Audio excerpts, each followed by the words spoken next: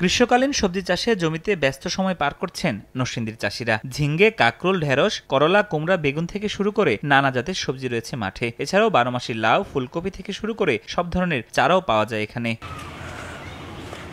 নরসিংদী জেলায় উৎপাদিত এসব শাকসবজির খ্যাতি রয়েছে দেশব্যাপী। এখানকার প্রায় 70% সবজিই যায় রাজধানী ঢাকা সহ দেশের বিভিন্ন স্থানে, হয় রফতানিও।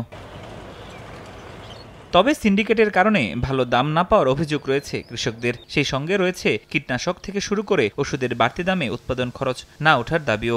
মধ্যস্থ যারা নিয়ে কিনা বিক্রি করে এরা সিন্ডিকেট বাজার কইরা এরা দাম ডাবল বেচে। এখন বাজার ভালো আছে। আপনার কয়দিন আগে বাজার মাইরে ছিল, হ্যাঁ, কাকল 15 টাকা 20 টাকা ছিল। খুচরা ব্যস্ত আছে, আর তো দেখি 60 টাকা 70 টাকা করে ব্যস্ত আছে, কিন্তু আমরা তো কৃষক পাইতাছি না।